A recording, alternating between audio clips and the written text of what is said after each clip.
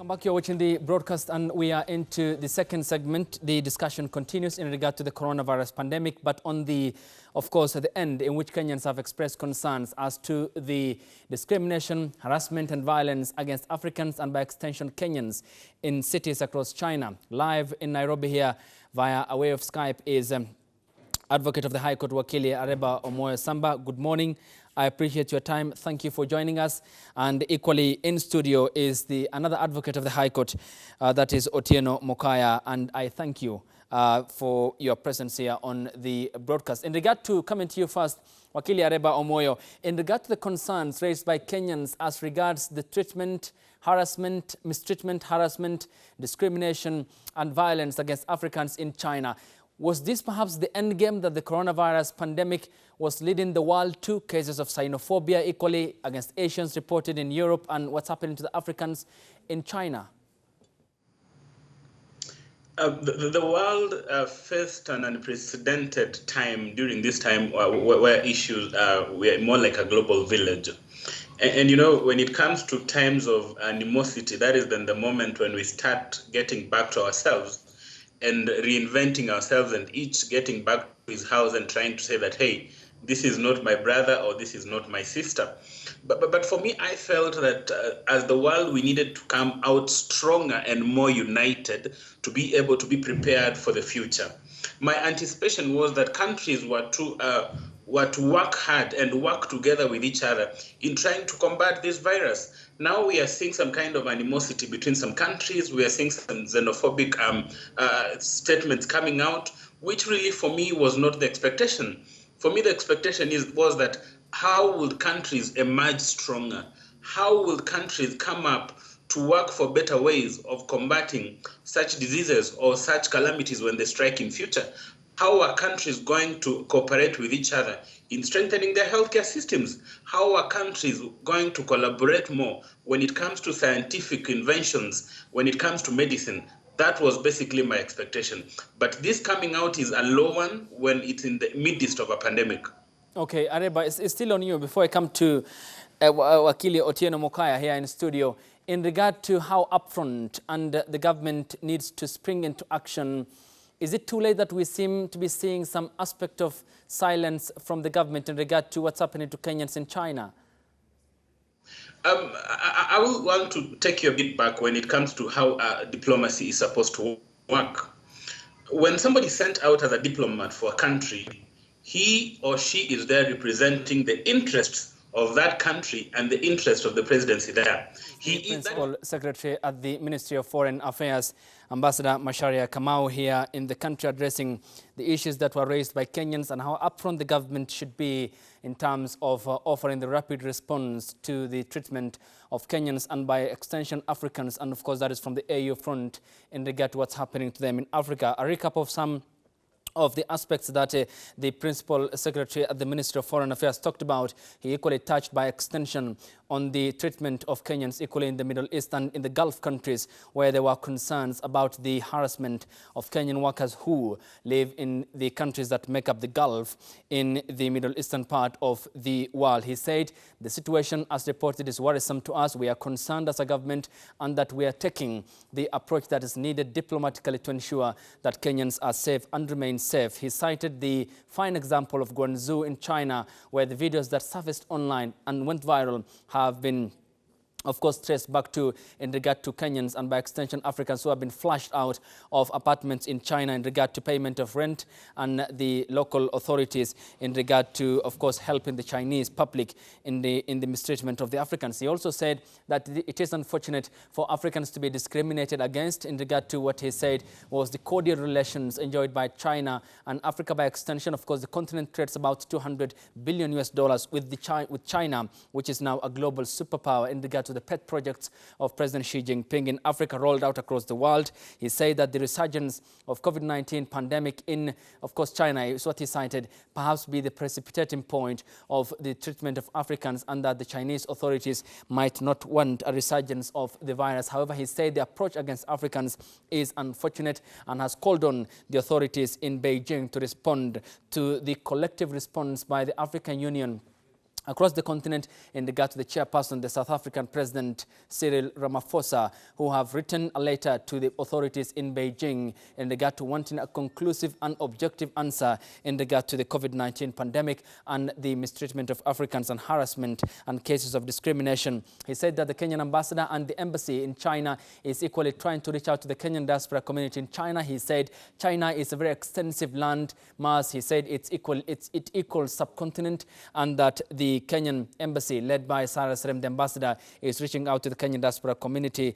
And equally in China, he said the matter, if directly it affects any Kenyan, then we'll be taking it up seriously. And he said that from a personal perspective. That is just a recap of what the Principal Secretary of the Ministry of Foreign Affairs, Ambassador Macharia Kamau, has highlighted in his just concluded presser.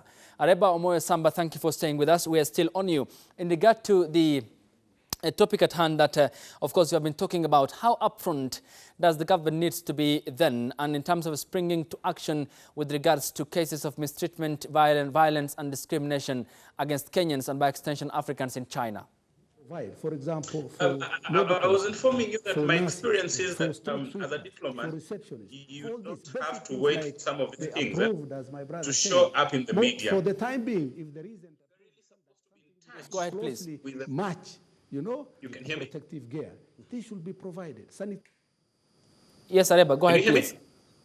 Yeah, so what I was saying is that there needs to be that tight-knit community of Kenyans in any country, and they're supposed to be so close to the diplomats that we have in that country, so that whenever an issue comes up, the first point of contact is our diplomatic station in that particular country. It becomes a bit embarrassing when the first point of contact is through the media.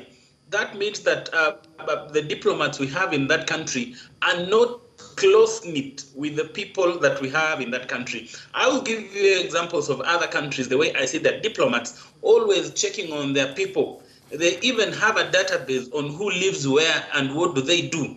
So that in an event where there's an issue, the first point of contact for that citizen in a foreign country is always the diplomats they have in that country. So I feel that our diplomats out there representing the president and representing our country need to have a more forged, united approach when it comes to how they live out there. So that is quite an indictment on Sarah Serem, who I have a lot of respect for, that she might not be very close to the people she's supposed to have their interests at heart in China. Okay, in terms of what the Principal Secretary said was a sort of an African approach, which he said is collective in responding to the cases of course, discrimination against Africans in China. What, in your view, is the size and the scale, is that speed enough? Is it adequate to perhaps address this issue not only now, but in the future, even when another pandemic, say, crops up in the foreseeable future? The Nigerian ambassador to China did not wait for the African Union to issue a statement. He took issues head on.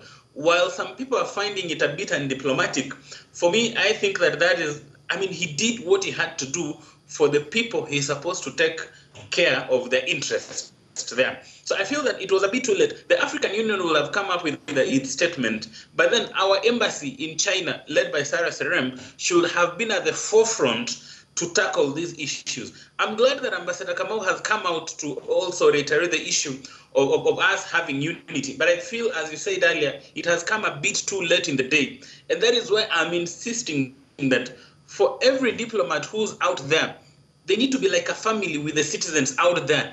They need to know how somebody is doing. How are they? They need to have that database to know who is where and what they are doing.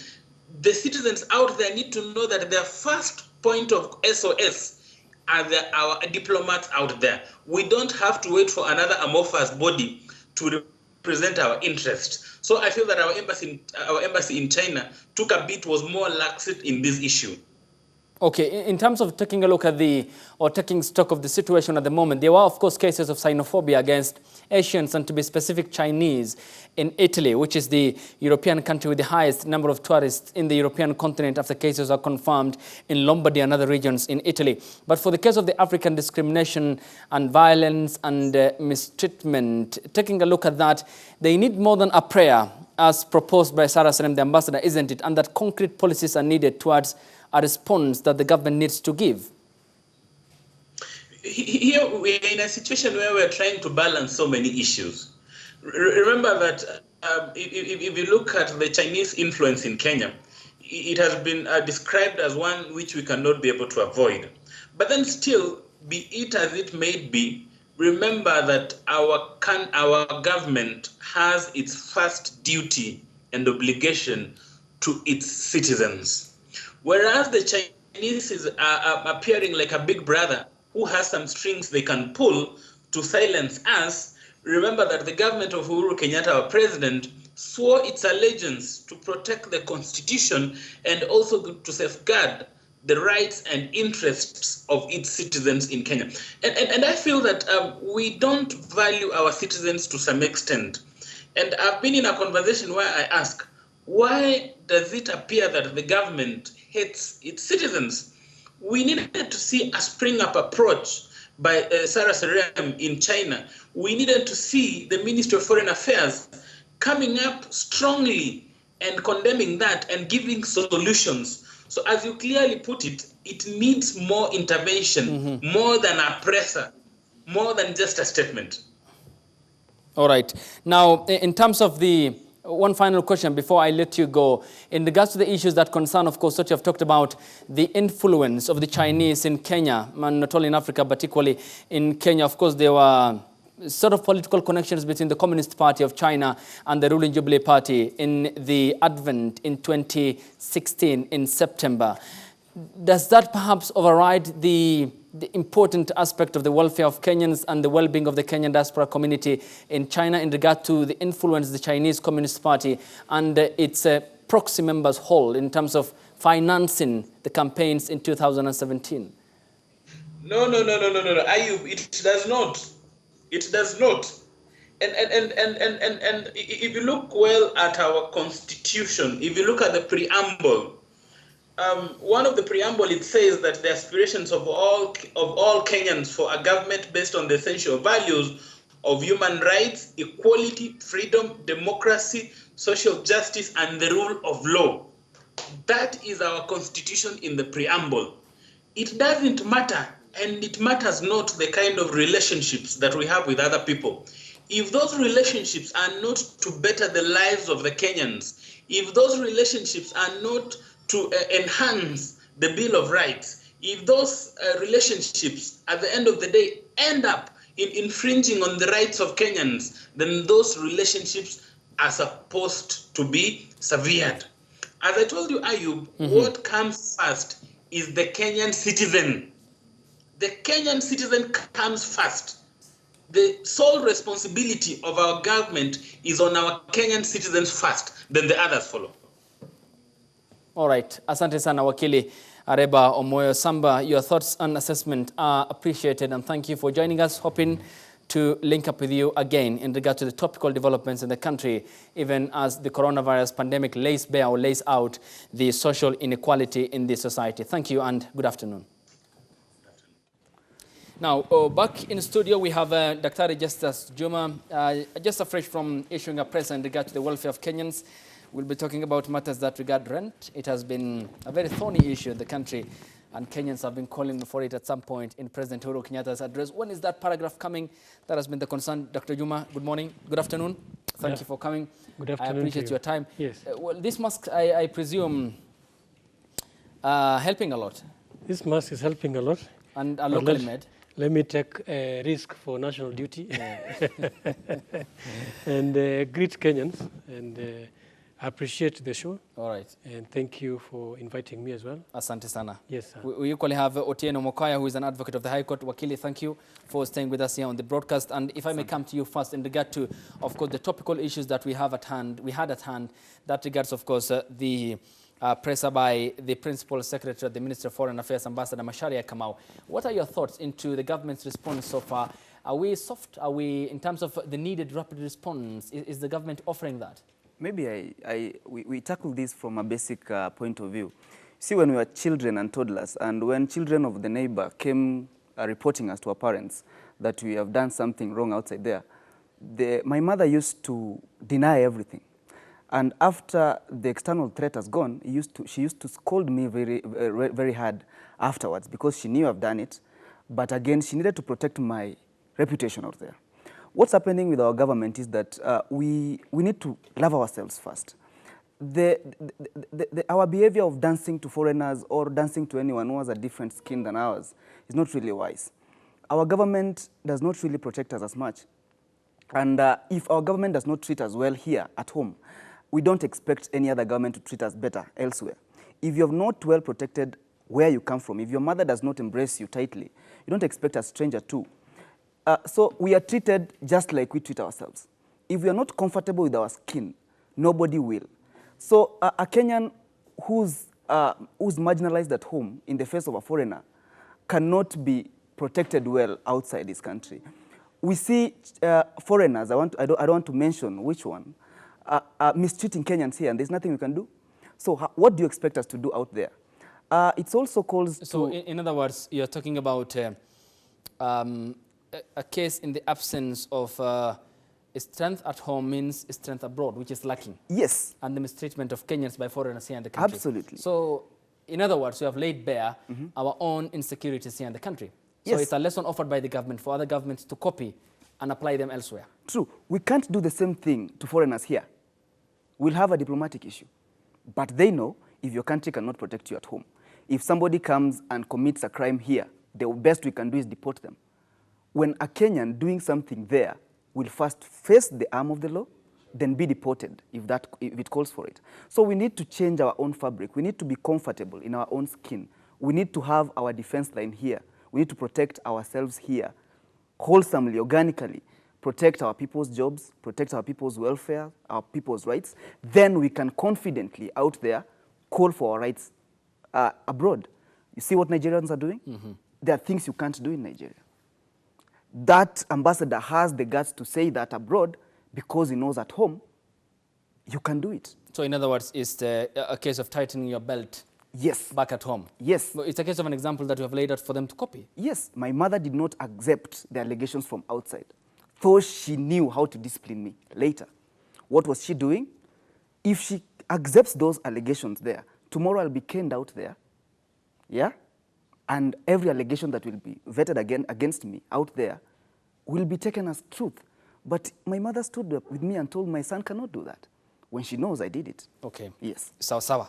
A good, of course, explanation in terms of the capture of the essence of how that has happened in China and in regard to what's happening here in the country. Of course, your citation point has been also cases where Kenyans have been canned by the Chinese, who are their employers, and then that case appears to be is in court. We need to circumvent around the nitty-gritties because it's a matter in court, but in some cases, some have never seen the light of the day. Dr. Juma, what's your take of that? And give me the philosophical aspect here in regard to the coronavirus pandemic funding, say, nationalism in Italy, in the case of Matteo Salvini saying that, oh, you know what, these immigrants are coming to take over our jobs. It's time we tighten our borders. Look at what's happening. It's a virus brought by the Chinese, the Asians here in Italy. Now the Chinese are reciprocating that in China against African discrimination, sidelining, and cases of harassment and mistreatment. Was this the expected outcome of a pandemic? And is this the global response that ought to be one that comes from the international community? You see, the COVID-19 is a global nightmare. It is a tsunami that is sweeping actually the entire earth. It's a storm that has ravaged various continents, bringing the economy of countries to their knees. And it's not a pandemic that can be defeated alone. It needed a united approach, both globally and continentally. And the direction that China has taken actually is amazing, because in this day and age... In what aspect is it amazing? Because China is one of the investors in Africa. China has about 10 million population within Africa, 10 million, who are living and residing and working in Africa. So the moment you start harassing Africans as Chinese in this day and age, actually, what message are you sending to your own who are outside there?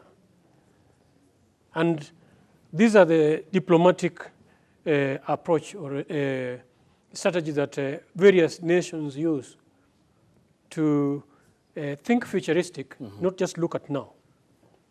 And maybe that's why maybe somebody might look at Kenya having not, or other countries having not acted, because they are looking futuristic. But I think at some point in time, there are certain statements that needs to be made boldly and firmly, because primary prerogative of the government is to protect its people and secure its people. Is the government doing that? The Is it moment enough? the government is all not this doing long that, silence, Dr. and then the principal secretary comes, issues a very diplomatic language. He says this has been a worrisome situation. We are all aware of what's happening to Africans in China, Kenyans to be specific. He says there's a collective approach from the African Union, chaired by, of course, the South African President Cyril Ramaphosa. Was it one that was necessitated by the public pressure because of what Kenyans have expressed on social media? as a sovereign state, because if you read there in the passport of Kenya, any Kenyan citizen is a responsibility of Kenyan government. And actually they are received on behalf of Kenyan government. And it's the Kenyan government who protects them wherever they are in the event that they're not able to protect themselves. What we saw going out in Kenya, Kenyan being flogged in the street, thrown and being beaten like dogs.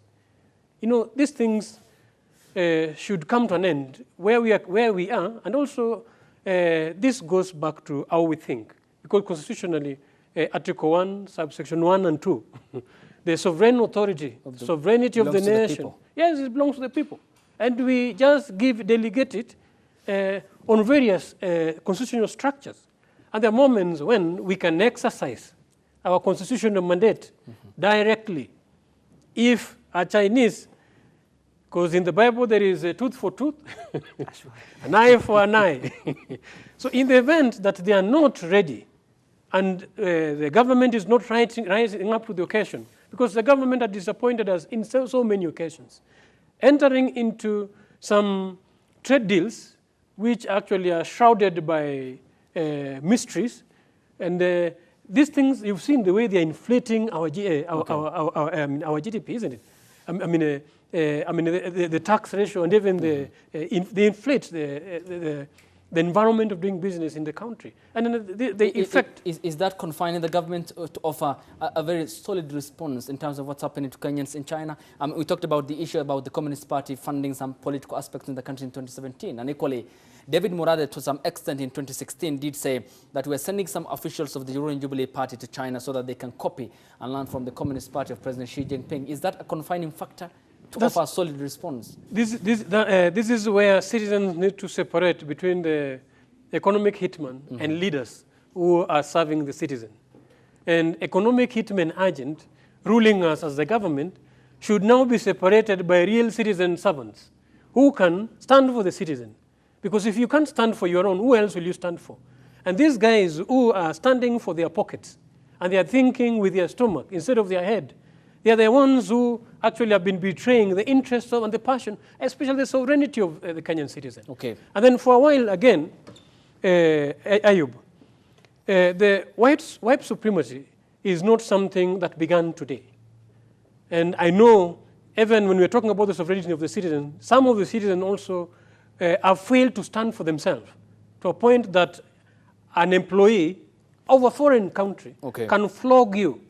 And this white supremacy concept, actually it has been entrenched in our legal system, in our education system, in our governance system.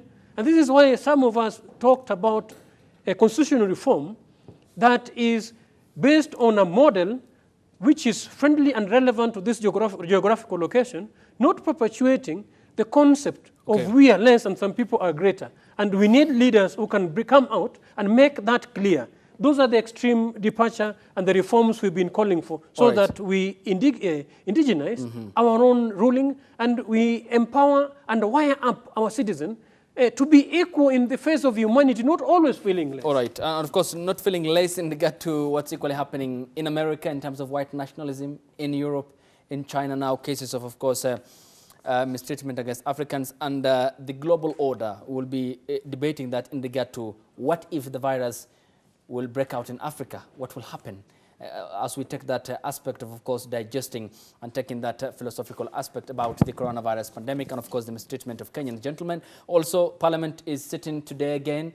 I will be talking about the aspect of silence, Kenyans having concerns about their members of parliament, because at any given point, parliament must sit since it is a representation of the people. And some parliaments have done so. Even in the World War II period, parliaments have sat, for instance, in Australia and generally in the Commonwealth nations across the world. But let's now take a look at some of the videos, amateur videos that have been compiled by my producers here on the broadcast in regard to Kenyans who have sent those clips on social media platforms that went viral. And here is some of the videos that have surfaced online and went viral on social media platforms.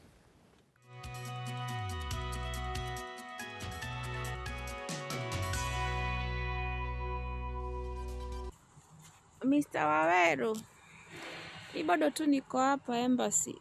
Mtakuja tu asubuhi, mtanipata tu hapa. Niko tu hapa na vitu vyangu. Wow, umeingia? Karibuni. Msishoke. Ingia haraka.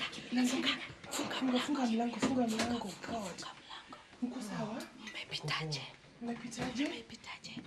Umeingia tu. God, karibuni. Akipoleni. Na soja? Soja hajaona bado?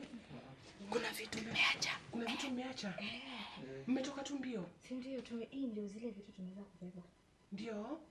Na sala ndio amemwambiaje zinaliwaambiaje tumtoke? Tumetoke, hatutaki kwa nyumba yake hata kidogo tena.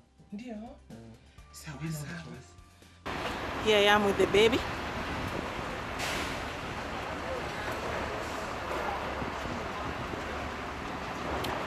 That's how it's gone. That's how we are left. Tumefika kwetu sisi. Ndio hao tumenyimwa kuingia kabisa. So niko kwa gate man. Hata sijui sasa mimi sasa nikaa kwa polisi sasa tu nikukuja nyumbani sasa sijui. Tumefika mwisho. Hakuna kitu naweza fanya.你会说中文吗？ Okay, 这个 The one to Speak Chinese. No, we don't speak Chinese. Okay. Sure.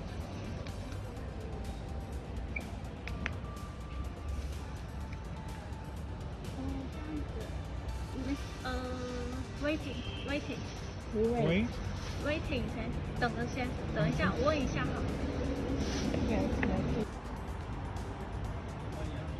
Foreigners are not allowed in the hospital. 这不行。这不行。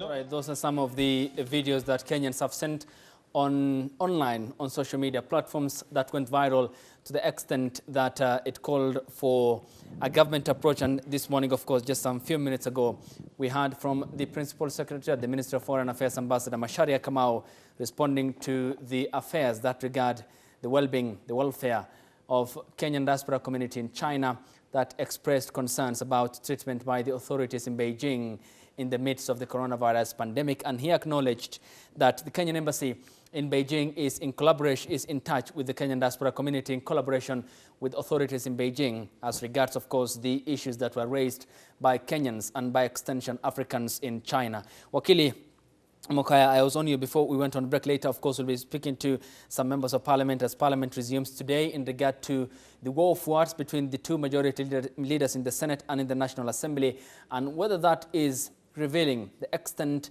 to some extent, the truth about Parliament being a rubber stamp of the executive, and why in 2018 there was a shortfall in terms of the public expectations as regarding the sugar report, which of course led to the collapse of industries in the country, and why manufacturing appears to be hitting the bit, or rather taking the bit in regard to, of course, being an aspect of or an element in the president's Big Four agenda. Wakili, the aspect about nationalism is, of course, the topic now at the moment, which is necessitated or made evident by the coronavirus pandemic.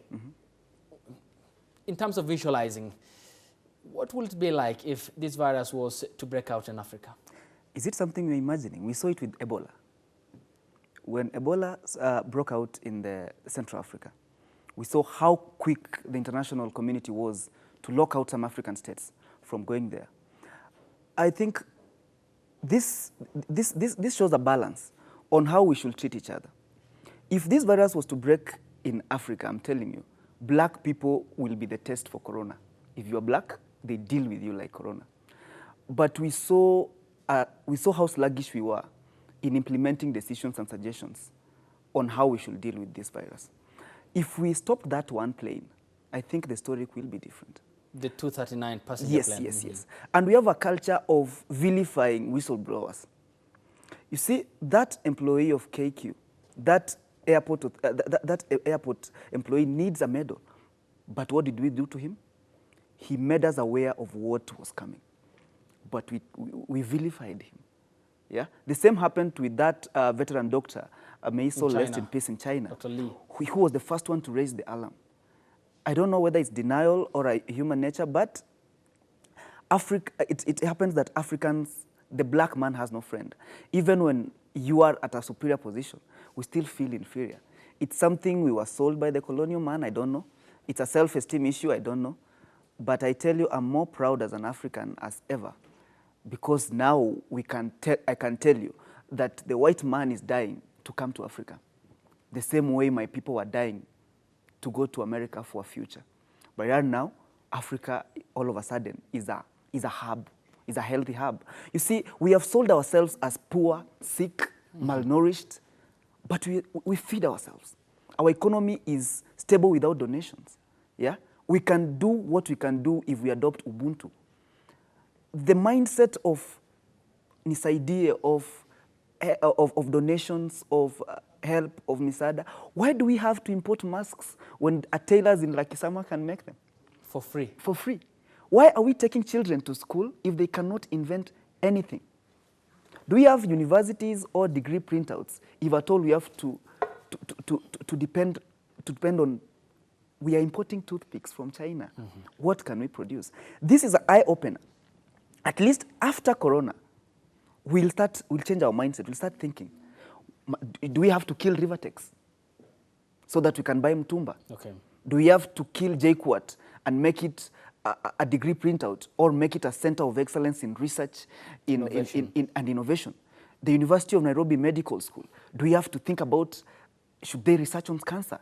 Should we put that money in buying V8s or should we put it in research, in medical research? Kimathi University, Egerton, should they think about how to make yogurts, value addition? Those are things we should make. Right. We should not import goods. I think we should import mindsets, technology transfer. This Chinaman is good. He can build a road in one day. Let him teach one more person. Okay. The point again is that in some aspects, what has been the weakness in the begging bowl culture of going looking for money, and then the Chinese money or the Saudi money, which are not democracies, Kenya is a constitutional democracy, have no stringent or enormous processes, as is the case with the World Bank and the IMF, and whether that's the weakness point and what we can do to address that here in the country as regarding the systemic aspect, if we will not allow the touching down of the Chinese airline, which was carrying 239 passengers on board, and then the video. The person who shot the video was actually vilified by the government, as I've mentioned. But however, Daktari and Wakili, let me just cross over to the Member of Parliament, Caleb Hamisi, who represents Saboti constituency in the National Assembly in regard to today's important sittings.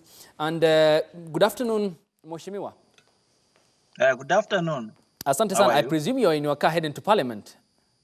Yes, exactly. You are right. Okay. Thank you so much for Parliament. All right, thank you so much. Thank you so much for joining us. Now, in regard to the eye-catching moment, it's all about the war between the Senate Majority Leader Kipchumba Murkomen, Elgeyo Marakwet Senator, and the leader of the Majority Party in the National Assembly, your colleague, of course, Adan Bare Duale. What does it say about Parliament in regard to Murkomen's assertion that you, the House where you sit alongside other members, has become a rubber stamp of the executive on what the executive once passed in the National Assembly? Yeah, first of all, we need to distinguish leaders who are always playing to the public gallery. They are always looking to score, political bonga points. Every time there is a crisis, they'll always look for a loophole to, create an avenue where they look like they are speaking for the wananchi. But the Parliament has a constitutional mandate at this time when we have a crisis, a parliament should have been at the center stage. What is not so, available to the public is that Parliament has been working behind the scenes. All that you see the CS for Health, the President articulate in terms of measures undertaken to, to combat this pandemic. It has always been emanating from members of Parliament who have been carrying out, discussions online. And we compile them and we send them to the executive, of course, informally. But now we are going for a formal sitting that will look at all the laws and all the proposals and all the measures that were proposed by the executive to combat this, including the tax laws, including the curfews, and including other measures that have been proposed by the executive. So our aim is to look at them. And because we are a people's representatives, we will be able to gauge and advise and therefore amend if necessary so that we have a law that is going to cushion members of the public against this pandemic. All right, Mheshimiwa, well spelled out. Now, in regard to, of course, members of parliament shaking off the dust of accusations that the public has in regard to you and the House not performing as expected, because in 2019, against the World Bank and the IMF, you ratified to raise the debt ceiling in the country to 9 trillion Kenya shillings against the advice of financial institutions globally. Is this a moment that provides you with an opportunity to cleanse yourself in the eyes of the public who see you as the resounding silencer or the resounding absent politicians or political class in the country when such times come? Thank you. First of all, if I may just take you back, the leaders who are speaking against what happened and the government, the parliament not being in front run, like the Kipchumba Murkomen in Duales, they were there in the last parliament. They were there in the government, right at the center of the government. They are the ones who are this mess. What we were trying to pass as a parliament was to give a window to expand our tax, our loans window, so that we are going to be allowed as a government to be able to borrow loans so that we offset the loans that are going to be a burden to this nation. So that problem, we couldn't have been there had these leaders, the two leaders, came in, first of all, to inject more borrowing, where they have brought us to this point, that what this 12th parliament is doing was just to come and cushion Kenyans against losing more money through very expensive loans. That's where we were, and it was inevitable. Now, about whether the parliament has not been working or not, I think it is very important to know that most parliaments across the world have been working using technology. And I think where we are lacking as a parliament, and that's, I hope we are going to pass today, to allow us work using technology. There are so many technologies we can choose. There is Zoom, there is others, and most parliaments have been able, the American parliament was able, Trump, come up with $2 trillion US dollars to cushion and from the Federal Reserves. So the parliament needed to be at the center stage. We shouldn't have gone on recess at the time when Kenyans needed us. All right. But this is a mission. All right, Mheshimiwa, to just pause you a bit. A $2 trillion US dollar in an economy that is about 23 trillion US dollars is just a drop in the ocean. However, I'm sorry to say, but the Kenyan taxpayers have spent more than 40 million shillings on 350 state-of-the-art iPad from Apple company in the US to make the Kenyan parliament an e-parliament. What has happened to that? We expected you to be tech-savvy and sit in the midst of this pandemic so that you can coordinate all the responses and debate issues that are of importance. I totally agree. That is the same questions we've been asking, that why were we forced into a recess? Because parliament is also, it is a tyranny of numbers, that the majority wins. Just like in our political climate, is a political institutions that as long as the majority have won, then the minority will just have their say, like some of us had our say. But you see, eventually, the majority will not determine the success of parliament. The majority becomes a chorus of some people. But we have passed a lot of money to the Ministry of ICT. The Ministry of ICT has a lot of money that has been allocated by the very parliament. Okay. And the same parliament has also been allocated a lot of money to make it techno-savvy. Most of us, the young generation, the parliament is a young parliament. So we have enough. In fact, members who are below 40 years are even more than 50, enough quorum. And these are the most techno-savvy generation, and we could have helped. Though we've done it informally, we've had online platforms where we've shared, but when it matters where we need to legalize, we legalize the tax, the tax proposals from the executive. We legalize other measures that were incidental to the curb of this pandemic. We needed Parliament to be at the forefront. But nevertheless, we are now going for Parliament. We hope that most of our proposals will be taken into consideration. But remember, today is just a one sitting, and most of it that will be looking at the proposals from the executive. So some of the proposals we have individually as members of Parliament may not go through today, may not sail through, because the time limit will just allow for the proposal from the executive, which is the tax and the other measures that were proposed. All right, Mheshimiwa, thank you so much for joining us here on the broadcast, and keep safe. Good afternoon, and we'll be linking up with you later here on the broadcast. Asante sana. Asante sana. Thank you so much. Dr. Juma, we will hit the break here, come back, finish up with you guys as we head into the last segment of the program here in regard to, of course, Parliament, which is resuming today, as we also finish up on your thoughts in regards to the racism and issues of course, mistreatment against Africans and by extension Kenyans in China. After the break, though, the conversation continues, and we'll be, of course, towards the end of the broadcast, taking a look at the international update in regard to the Johns Hopkins University that continues to track the coronavirus pandemic, the graphs and the representations, the numbers so far we have from the BBC, Al Jazeera and CNN here on the program. Stay tuned for that after the break here on the broadcast. The broadcast, this is New Day Kenya, and we are into a final segment, finish up in the next 15 minutes. As we take stock of developments in the country, abroad, and in regard to the coronavirus pandemic. Good afternoon, and thank you for keeping us company here on the program. Dr. Juma, I was on you, or Kili? Yes. In regard to, of course, as we finish up on the aspect of nationalism, we continue to see the development of course, the fund and the fueled nationalism across many parts of the world by politics, mainly. Now, China is, of course, rivaling America in terms of the global superpower dominance and being the global policeman. I mean, you look at Charlottesville in the United States of America, Donald Trump said the white nationalists were very good, fine people on both ends. You come to China, the government seems to be, the national government of China in this case, seems to be not addressing the matter, which is very critical for Africans.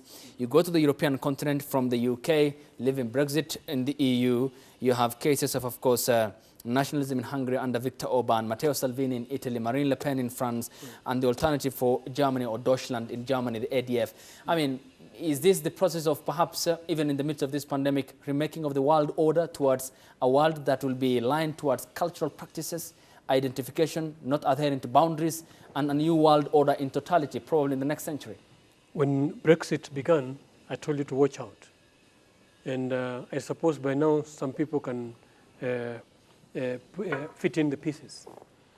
And if you bring the local scenarios to correlate with the international, local scenario is a bit disappointing. Actually, I see members of parliament still trying to gather courage to address citizens. My wish was that we put them on an airplane, they go for benchmarking in Italy. They see what is really happening in those other areas for them to actually even open their mouth to talk. Because these guys are disappointed Kenyan citizens. For real, we are on our own. And this is why we've appealed to Kenyan citizens to exercise their constitutional mandate directly. Because you cannot wait to die. This pandemic is life and death. You've seen guys being buried like dogs in the night, middle of the night, 2 a.m. And even their own people can't help. Yet we have a government, we have a system essentials of health are very simple. They're not sophisticated. These guidelines. And these are the things we've been studying. We have experts who understand these diseases, who can handle them, even in containing situations like this. Whereas it's normally very simple. You begin from primary, you go to secondary, you go to tertiary. But here, we have persons who, they choose people of interest, politicians they like, and they set them there, corporatizing the entire process just to feel good that they're doing something, but there's no result on the ground. Okay. Here are individuals who do not even, I see some corporate leaders who are in charge of the COVID response unit. And it's somebody you cannot even approach, leave alone their organizations. And these are the persons who should be coming down to Kenyan citizens to actually sort out their distress. I hope right now the distress Kenyans are going through. Distress for lack of food, distress for lack of jobs, for lack of rent. And some governments have come out handy. They've provided food relief. We asked the parliament to come in then, because we would have saved so many lives. This 1 week, actually last week and this week, are the determining week in our how we are going to fight this COVID-19. The last week is when the lockdown could have been effectively done by keeping everybody and mopping the community. That's the Israel method. They locked everybody, mopped the community. They went testing the community. And after they identified after 14 days those who are affected, they have isolated them now in the secondary center isolation centers. Isn't that the and released the rest of the other citizens back to the economy? All right. Isn't that not the path that we seem to be pursuing here in regard to, of course, the development of the mass testing kits by the Kenyan, of course, specialists here in the country, saying that when, of course, the people in quarantine will be done with, then we'll be able to, Nairobi now being under lockdown and movement is restricted, we can be able to test. No, right now, the entire Nairobi County. This margin of 21 days, where Nairobi is in a lockdown, with a possible extension, and people are mingling, how many are getting affected? This thing can be done without even loss of life, if possible, because that should be, everybody should be prioritized. But if we were to minimize the loss as much as possible. So if they moved in on time, right now they are regurgitating the ideas that they're being told, which they would have implemented then. Primarily, if they mop the community for 14 days, mop it out, provide them zero rate, no tax to the rent, to the landlords. Landlords are advised to take advantage of the CBK moratorium on loans, negotiate their loans, suspend them, even for 3 or 6 months. And there should be no payment of rent. And we should be providing food. These are actually, other states have provided money directly. They're giving relief and incentives. All right. But within that period, Ayub, if we were to mop out and bring out these individuals, by now we would be focusing on the isolated one and the ones in ICU. If you were talking at that level, it would be making sense. But as we're talking, my friend, you don't even know whether I have it or if you have it where we are, because we have not been tested. And without testing, the Nairobians can easily, all of the Nairobians, where they were locked, we can all go. Okay, asante sana Daktari. Wakili Mokaya, what's your take in regard to Parliament's response in the fight against the pandemic? Of course, today's sitting will be important. They will be debating issues that are of importance to the Kenyan people. Do you think that there will be, of course, the pendulum that swings into action to save the Kenyan people in this dire need time? Africans are, we are not good in keeping time. It's a late response. It's wrong for it was wrong for them from the first day not to have sat and legislate on this. Other parliaments are working. They have very expensive iPads bought by you. They could have adopted technology immediately. They brag to be the youngest parliament. I think that age factor could have caused this knee-jerk reaction, that they should have adopted technology the earliest possible and have had these sittings earlier. You see, Ngala Muwe na Hakimpe, the CS has been trying all he can, but again, he has also adopted an approach by IEBC, giving us numbers. We are doing good, by the way, because what was the expectation as per projections by WHO? By 10,000. Yes. We are 2 weeks to that. We are doing very well. Maybe because there are not that much of infections, or we are not testing as much, but we are doing well as per the numbers. All right. The numbers are in isolation, Yes, not on the community. Okay, and of course the isolations are not more than 2,000. Not more than 2,000. Exactly. Even if you add, even if all the 2,000 will test positive, still we can't hit the 10,000. Wherever data is coming from, whatever we can ascertain, that's a caveat. We are doing well. But if truth proves otherwise, then we'll have that discussion. My thinking, that Kenyans are paying rent today, that's what Parliament should be talking about. That Kenyans are being taxed today, it's what Parliament should be talking about. When a president is being sworn in, he's given a sword. That sword means when hell breaks loose, we have a warrior. The first step could have been make it easy for banks to give interest breaks. Then landlords do not pay. And then the landlord also, on the it's a trickle-down effect. It's a chain. Not a persuasion. It's a commander-in-chief. Since this day, you are not charging this. Since this day, we are relieving you of this. Then corporates, these tax breaks should be organic. Corporates have a budget for CSR. All right. We can't afford a lockdown, yes, but we can afford a structure that can give us a lockdown. Yeah? These corporates, if they're given tax breaks, as long as they prove that these tax breaks are channeled towards giving Kenyans food, giving Kenyans water, giving Kenyans this, if the government cannot, then you see that structured way of doing things will help us curb this situation better. All right. But now when we're having a government that's doing persuasion, we are in talks, we are negotiating, we are doing... When will somebody come and say, I'm the commander-in-chief and I've said this? Right. The way they did in closing out Nairobi, that was a good move. All right. Can we take it further? Asante. Yeah. Daktari, if I may give you let me just give you the final word here. There is a letter, of course, dated today. This is a news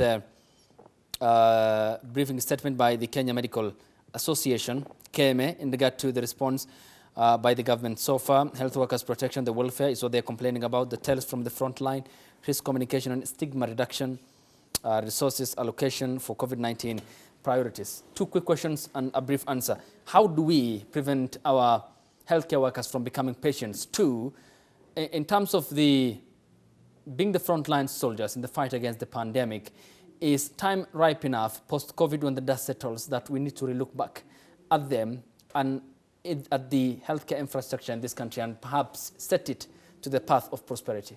This is a war. And when you're in war, you put your best soldiers forward, isn't it? And you try your best. And right now, the best armament the health sector needed was to get proper equipment, the PPEs, which all of them, actually, as we're talking, should not even be a question. All of them should be fully equipped.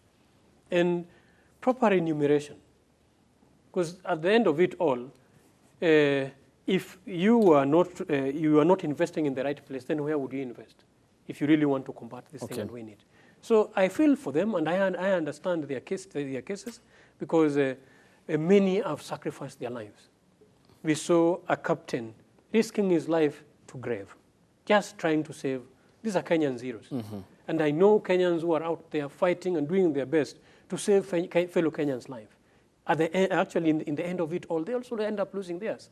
And this is where the leadership comes in terms of your strategies to combat the whole thing. And I support them. We keep praying with them, and we tell them they're not alone. Okay. Some of us, as organizations, we've come together with initiatives which have brought together a number of organizations, including the corporates. And they're willing to donate. We're having a press conference tomorrow. We will give directions, so now we are releasing the donations, including the protective gears. Some we've even donated to the police. Let me tell you, of course, they're frontline workers. Yes, masks and the protective gears to Central Police Station and even Parklands. Police stations, they did not have gears. So as we're talking, the government should put its priority right. But over and above blaming the government, citizens is our prerogative, is our responsibility. This is a matter of life and death. Okay. You cannot sit back and wait. If some people are playing, actually some have turned this into a charity case, where they're using this scenario to beg. Don't let anyone beg with your life. We take charge and make decisions that are right, and I'm sure we can rest this thing and defeat it. It's possible to defeat it. Asante sana, Daktari Justice Juma. I appreciate your time. Thank you so much. And thank you to Wakili. Appreciate it. Thank you. Asante sana. Very much, of course, very much depends on how quickly we get out of this. And as we continue to pray and watch events across the world with bated breath, because it equally is the first time the entire world is facing the same problem at the same time.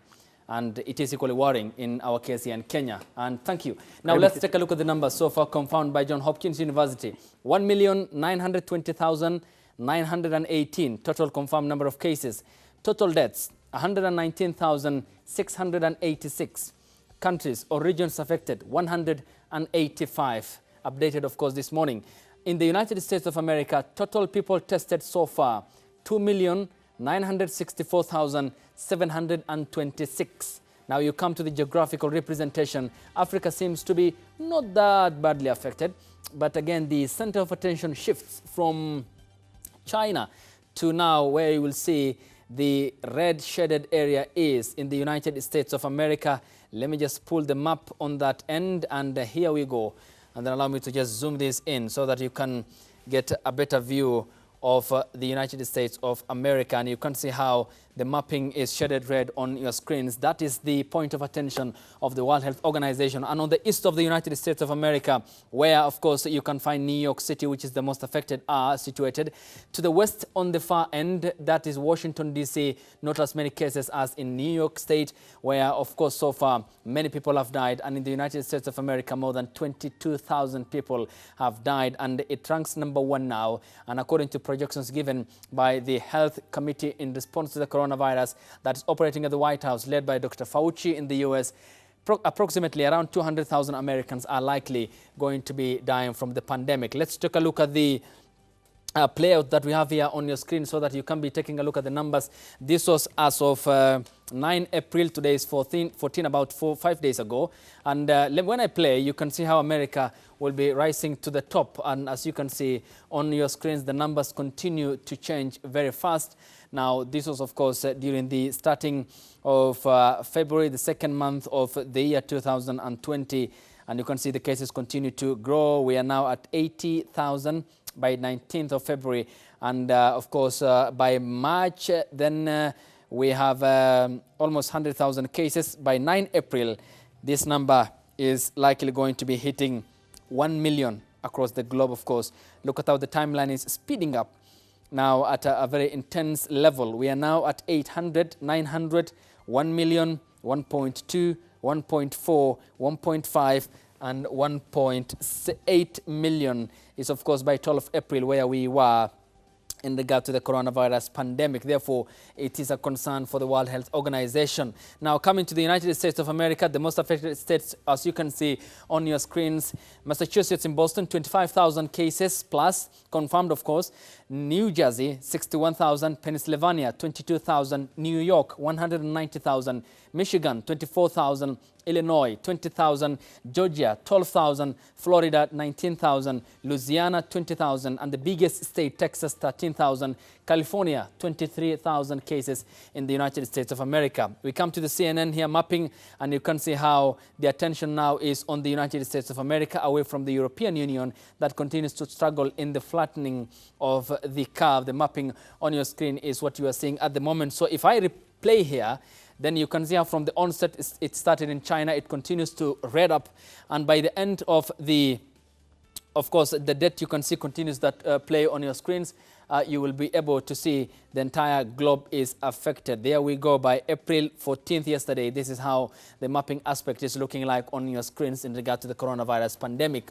In India, Prime Minister Narendra Modi has extended the South Asian nation, reports more than 10,000 cases, an extension of the lockdown till May 3 next month, and 1.3 billion people are under lockdown. And of course, the 3-week lockdown of the nation started in March 25th midnight and was scheduled to end Tuesday midnight, of course, today. But that has been extended by the government of Indian Prime Minister Narendra Modi in an attempt to control the speeding coronavirus pandemic. Let's take a look at some of the cities mainly affected across the world. In Milan, lockdown period, the normal rate 150%, the lower rate 50%. And this is, of course, in Italy, one of the most affected countries in the world. In Madrid, in Spain, the capital, you can see how the graph is up and shooting. In Paris, as is the case in New York, in the United States of America, in London, in the UK, Sao Paulo in Brazil, Istanbul in Turkey, Moscow in Russia, Sydney in Australia, Stockholm in Sweden, Singapore, and then you have Seoul in South Korea. The data, of course, includes the walking and use of public transport, and this is done by Citymapper Mobility Index. Now we come to the flight radar and see how our world is looking like in terms of the airspace, which I suppose is not as busy as expected, or presumably is busy because of the flight bans. But you can see, if I will zoom out a bit, you can see how airlines are busy across Asia, where normalcy seems to be setting in again following the coronavirus pandemic. In Africa, the airlines are empty. So if you can zoom in to just get the Kenyan mapping element so that we can see our airspace and the number of airlines. So far, we only have 2. Then when I click on this one, it is aircraft type and registration number. That is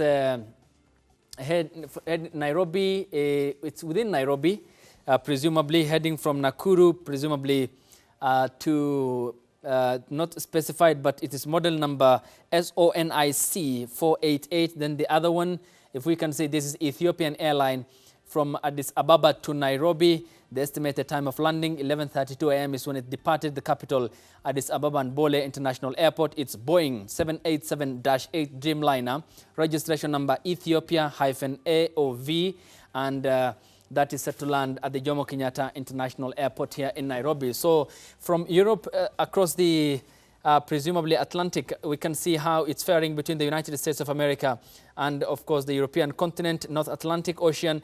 Airlines are busy in the United States of America. No airline is leaving the European Union to the United States of America because of course, the ban imposed by Donald Trump in regard to the coronavirus pandemic. We'll be coming back, of course, with the up-to-date news here. Diana Rachel Mbugua, I see, is preparing up for the 1 p.m. news here on the broadcast. And of course, tomorrow we'll be back here in regard to the coronavirus pandemic. A lot in store, including, of course, the regular presses that we expect from the CS Mutahi Kagwe in regard to the coronavirus pandemic.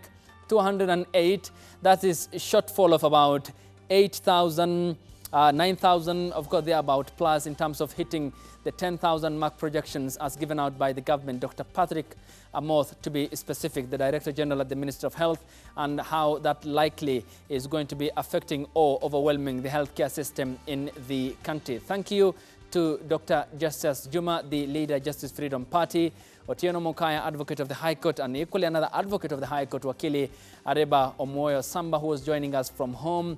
And thank you to, of course, the Member of Parliament for Saboti constituency, Caleb Amisi, who was joining us by way of Skype from his car heading to Parliament for that important special sitting where only 53 members of Parliament will be convening today in the House to talk the coronavirus pandemic and debate issues that are of importance. I will see you tomorrow at the same time. They're on the broadcast. Good afternoon.